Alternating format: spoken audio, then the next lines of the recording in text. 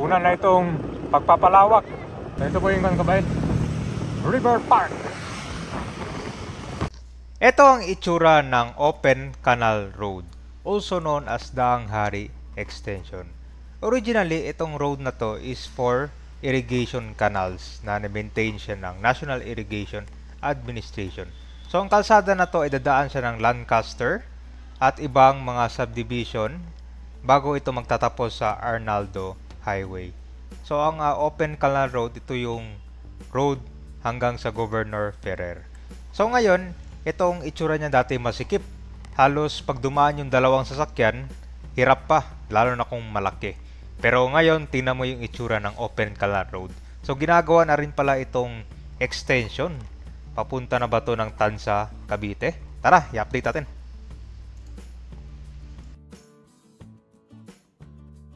So nandito na tayo sa Pasong Camatsilitos. So ngayon kabayan, itong i-feature natin, itong Open Canal Road. Pero dito sa bungad, nagawa na itong kalsada. Yan o. Itong karugtong niya, ginagawa pa, tinamin. Hindi pa nagawa ng semento. Ngayon, nagawa na ito ng kalsada. Ito yung nasementado na. Hanggang dito pa lang nagawa. Picture natin dito, Open Canal Road. Meron yung progress. Alright, so nandito na tayo sa extension nitong Open Canal Road. So hanggang dito pa lang yung dulo niya.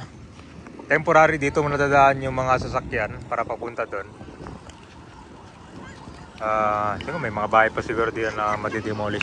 Ngayon itong bagong lawak na kalsada, ito na yung diretso hanggang doon sa may ginagawang SM General Trias. Nandun kasi yung bagong SM na ginagawa kabayan na. So traffic ngayon dito sa Arnaldo Highway.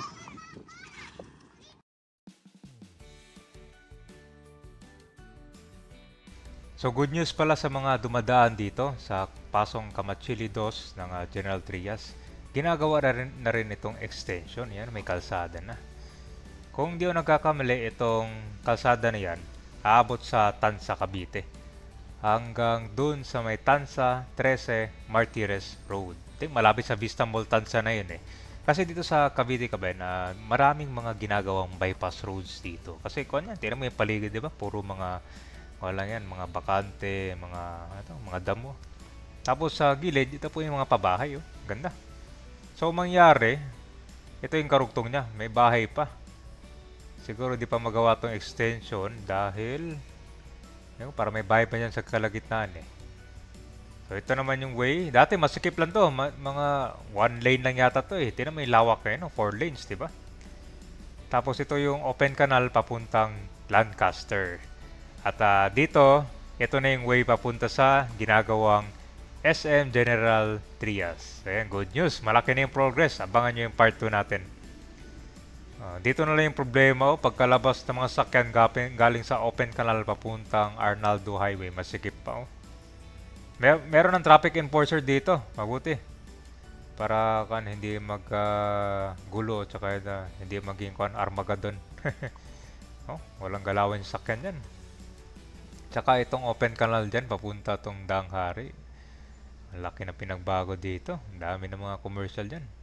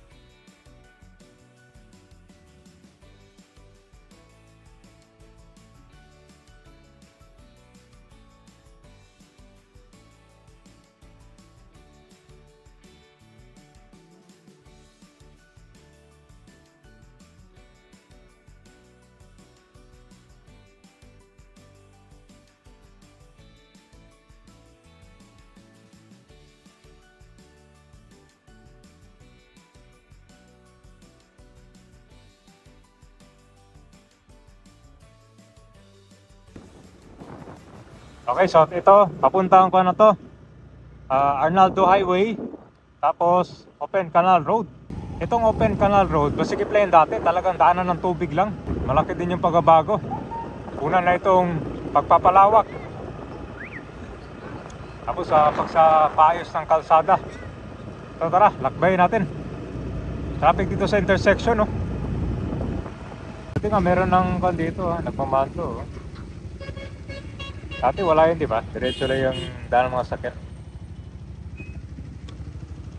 Ito, may mga food court na.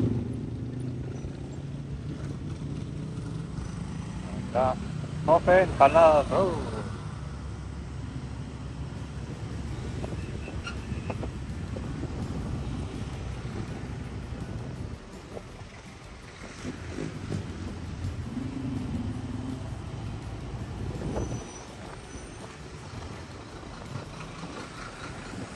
Doon sa gitna, mas malawak na to.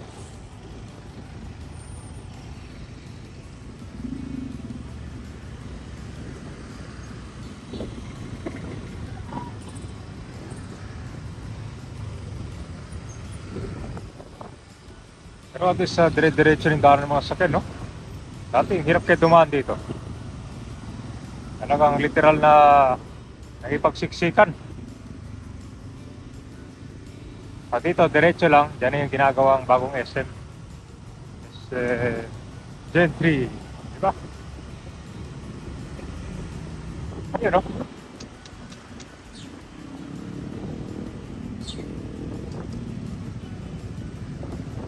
Ang tindi ng traffic, no? Sana malawakan pa yung pag-exit nito.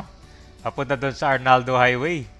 Alam nyo ka ba na kuwan pa lang, nagsisimula pa yung construction ng SM dito. Pag natapos yan, naku, yari, ang tinding traffic. So hopefully, siguro flyover or ano sa tingin nyo? More road widenings doon pagka-exit. Ito ng mga poste, mukhang hindi pa nalilipat yan, no? Pero yung bangketa niya, ayos na, oh.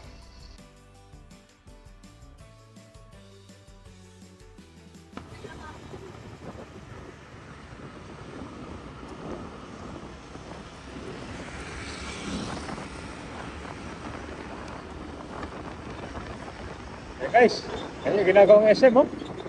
Pina.